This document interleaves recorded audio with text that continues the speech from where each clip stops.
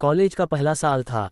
मैं, आरव, हमेशा से थोड़ा इंट्रोवर्ट था, लेकिन नज़रें अक्सर एक शख्स पर जाकर ठहर जाती। हमारी इंग्लिश मैडम अनामिका मैम 30 की उम्र के आसपास होंगी, लेकिन उनके चेहरे पर वो परिपक्वता और हुस्न था जो किसी भी लड़के को पागल करने के लिए काफ़ी हो। साड़ी में लिपटा उनका बदन, चाल में झूमता आत्मविश्वास, और जब कभी वो चश्मा उतार कर बालों को कान के पीछे सरकाती, दिल की धड़कनें खुद ब खुद तेज हो जाती। क्लास में उनकी मौजूदगी से ही एक अजीब सी गर्माहट रहती।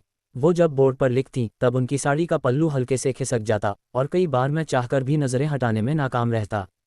शायद वो जानती भी थी कि लड़के उन पर किस तरह दीवाने हैं, लेकिन उनकी मुस्कान हमेशा रहस्यमयी रहती, जैसे कोई राज छुपा हो। योजक चिन्ह, योजक चिन्ह, योजक चिन्ह।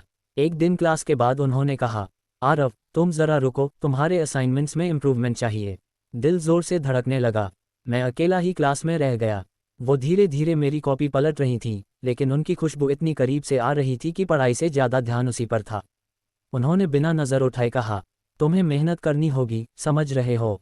मैंने हाँ में सिर हिलाया। तभी वो अचानक मेरी ओर देखी, उनकी आंखों में हल्की चमक थी। मैंने पहली बार महसूस किया कि उनकी निगाहें सीधे दिल में उतर जाती हैं। योजक चिन्ह, योजक चिन्ह, योजक चिन्ह। कुछ हफ्तों बाद उन्होंने मुझे लाइब्रेरी में बुलाया। वहाँ लगभग सन्नाटा था। वो पास आकर फुसफुसाईं, आरव, कंसंट्रेशन नहीं है तुम्हारा, आंखें कहीं और रहती हैं। मैं सकपका गया। बोला, मैम, मैं कोशिश करता हूँ। वो हल्के से मुस्कुराईं, फिर कुर्सी खींचकर मेरे बिल्कुल पास बैठ गईं। कोशिश, या फिर तुम डिलिबरेटली ध्यान भटकाते हो? उनकी आवाज़ में शरारत थी। मेरा गला सूख गया, मैं कुछ कह नहीं पाया। योजक चिन्ह, योजक चिन्ह, योजक चिन्ह। धीरे धीरे हमारे बीच ये अनकहा रिश्ता गहराता गया। क्लास में भी जब हमारी नज़रें मिलती तो जैसे पूरी दुनिया थम जाती। कई बार वो जानबूझकर मुझे आंसर देने के लिए खड़ा करती, और फिर आंखों से ही सवाल जवाब होता। एक शाम कॉलेज खत्म होने के बाद बारिश हो रही थी। भीगने से बचने के लिए मैं स्टाफ रूम के पास रुक गया। अचानक अनामिका मैम वहां आ गईं। उन्होंने कहा, आरव, घर जाओगे कैसे? इतनी तेज बारिश है। मैंने कहा, शायद यहीं थोड़ी देर रुकूंगा। उन्होंने धीरे से कहा, तो चलो मेरे साथ, मेरा घर पास में ही है। योजक चिन्ह, योजक चिन्ह, योजक चिन्ह। दिल धड़कते धड़कते रुकने को था। मैं उनके साथ कार में बैठ गया। रास्ते भर सन्नाटा था, बस बारिश की बूंदें और हमारी सांसें। उनके घर पहुंचते ही माहौल और अजीब हो गया। हल्की रोशनी, परफ्यूम की खुशबू और उनकी मौजूदगी ने सब कुछ बदल दिया। उन्होंने मुझे टॉवल पकड़ाते हुए कहा, कपड़े बदल लो, वरना बीमार हो जाओगे। मैं हड़बड़ाया, मैम, मेरे पास तो कुछ एक्स्ट्रा नहीं है। वो मुस्कुराईं, ठीक है, मैं तुम्हें कुछ दे देती हूँ। उनकी आंखों में उस वक्त कुछ ऐसा था जो मुझे बेचैन कर रहा था। योजक चिन्ह, योजक चिन्ह, योजक चिन्ह। उस शाम हम दोनों सोफे पर बैठे। वो करीब आ गईं और बोलीं, आरव, तुम जानते हो न, जो अट्रैक्शन होता है उसे हमेशा इग्नोर नहीं किया जा सकता। मैं चौंक गया। पहली बार उन्होंने इतने साफ शब्दों में कहा।